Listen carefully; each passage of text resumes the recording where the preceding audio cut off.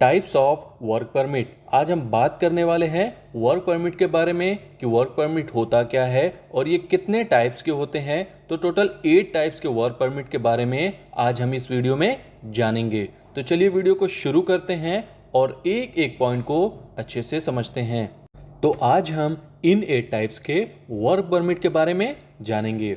First है hot work permit, second है cold work permit, third है work at height permit, fourth है confined space work permit, fifth है excavation work permit, six है chemical work permit, seven है electrical work permit and eighth है crane work permit. तो चलिए अब एक एक परमिट को अच्छे से डिटेल्स में समझते हैं। Hot work permit. Hot work permit एक फॉर्मल रिटन डॉक्यूमेंट होता है जो ऑथराइज पर्सन के द्वारा इशू किया जाता है ऐसी जॉब्स के लिए जिसमें फ्लेम, स्पार्क और हाई टेम्परेचर सोर्सेज इन्वॉल्व होते हैं। और हॉट वर्क परमिट की रिक्वायरमेंट हमें इन कामों के लिए होती है जैसे welding work, cutting work, brazing work और ग्राइंडिंग वर्क और अदर सिमिलर वर्क के लिए होती है जिसमें से हीट, स्पार्क और फ्लेम जनरेट होती है। और इस तरह के हॉट वर्क को करने में फायर ऑकर होने का और एक्सप्लोजन होने का बहुत खतरा होता है जिसकी वजह से हमें इंजरी और प्रॉपर्टी डैमेज होने का खतरा होता है अगर सेफ्टी मेजर्स को प्रॉपरली मैनेज और फॉलो ना किया जाए तो। नेक्स्ट है cold work permit. Cold work permit एक फॉर्मल रिटन डॉक्यूमेंट होता है जो ऑथराइज पर्सन के द्वारा इशू किया जाता है ऐसी जॉब्स को करने के लिए जिसमें किसी भी तरह का हीट या इग्निशन सोर्स इन्वॉल्व नहीं होता है बट उस वर्क को करने में पर्सनल इंजरी और इक्विपमेंट के डैमेज होने का खतरा होता है। तो ऐसे वर्क को करने से पहले हमें चाहिए कि वर्कर को उस टास्क से रिलेटेड सभी सेफ्टी प्रिकॉशन के बारे में बताएं और इक्विपमेंट को प्रॉपरली यूज कैसे करना है उसकी ट्रेनिंग प्रोवाइड करें ताकि किसी भी तरह का इंसिडेंट या एक्सीडेंट होने का चांसेस बिल्कुल भी ना रहे। नेक्स्ट है work at height permit. Work at height permit एक फॉर्मल रिटन डॉक्यूमेंट होता है जो ऑथराइज पर्सन के द्वारा इशू किया जाता है। कोई भी ऐसा काम, ऐसी एक्टिविटी जो ग्राउंड लेवल से 2 मीटर या फिर उससे ज़्यादा हाइट पर हो रही हो तो उसके लिए आपको वर्क परमिट की रिक्वायरमेंट होती है क्योंकि इस परमिट से ये इंश्योर होता है कि आपने सभी नेसेसरी सेफ्टी प्रिकॉशन का यूज़ किया है वर्कर को फॉल होने से बचाने के लिए और आपने फॉल प्रोटेक्शन से रिलेटेड सभी लीगल रिक्वायरमेंट्स को फॉलो किया है अपनी जॉब को सेफली एग्जीक्यूट करने के लिए।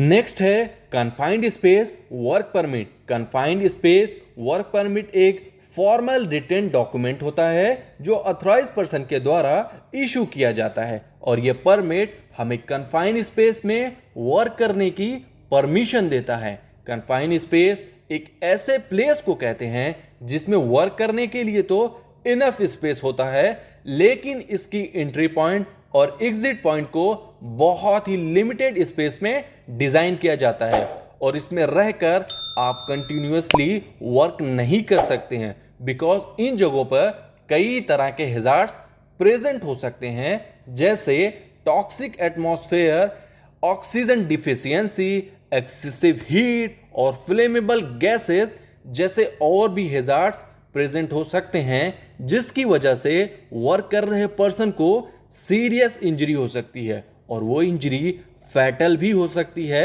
अगर प्रॉपर तरह से रूल्स एंड रेगुलेशन को फॉलो ना किया जाए।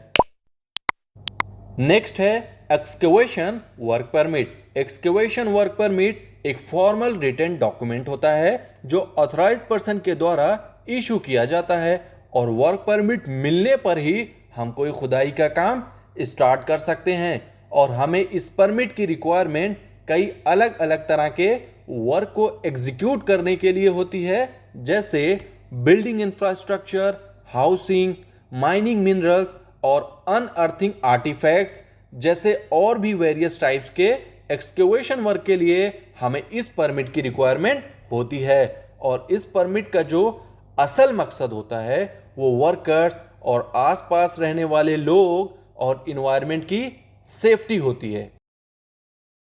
नेक्स्ट है chemical work permit. Chemical work permit एक फॉर्मल रिटन डॉक्यूमेंट होता है जो ऑथराइज पर्सन के द्वारा इशू किया जाता है और ये परमिट मिलने के बाद ही हमें हैजार्डस केमिकल और हैजार्डस एटमॉस्फेयर में वर्क करने की परमिशन मिलती है।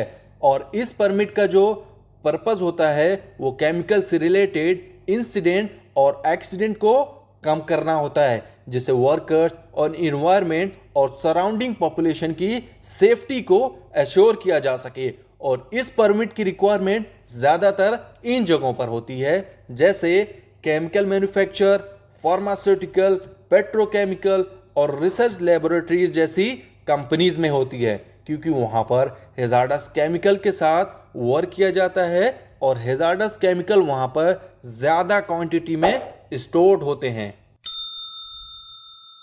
नेक्स्ट है electrical work permit. Electrical work permit एक फॉर्मल रिटन डॉक्यूमेंट होता है जो ऑथराइज पर्सन के द्वारा इशू किया जाता है और ये वर्क परमिट मिलने के बाद ही आप इलेक्ट्रिकल वर्क को स्टार्ट कर सकते हैं। इस परमिट का यूज ज़्यादातर इन कामों के लिए किया जाता है जैसे इलेक्ट्रिकल सर्किट या इलेक्ट्रिकल रूम या फिर इलेक्ट्रिकल इक्विपमेंट पर वर्क करने के लिए हमें परमिट की रिक्वायरमेंट होती है।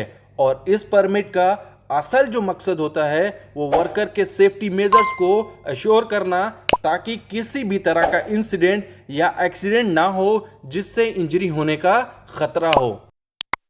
नेक्स्ट है crane work permit. Crane work permit एक फॉर्मल रिटन डॉक्यूमेंट होता है जो ऑथराइज पर्सन के द्वारा इशू किया जाता है और ये परमिट हमें क्रेन और अदर लिफ्टिंग इक्विपमेंट से वर्क को एग्जीक्यूट करने की परमिशन देता है।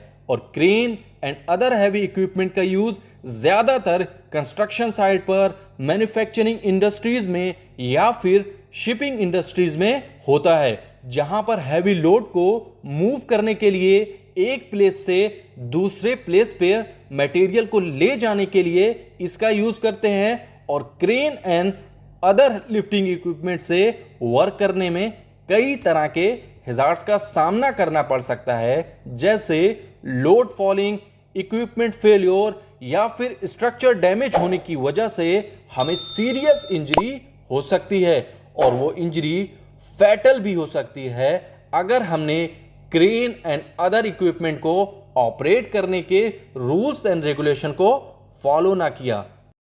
आई होप आपके लिए ये वीडियो यूज़फुल होगी और अगर आपको ये वीडियो पसंद आई है तो वीडियो को लाइक कर दें और चैनल को सब्सक्राइब कर दें और वीडियो को अपनी फ्रेंड्स एंड फैमिली के साथ ज़्यादा से ज़्यादा शेयर करें और कमेंट करके बताएं नेक्स्ट वीडियो आप कौन से टॉपिक पर चाहते हैं।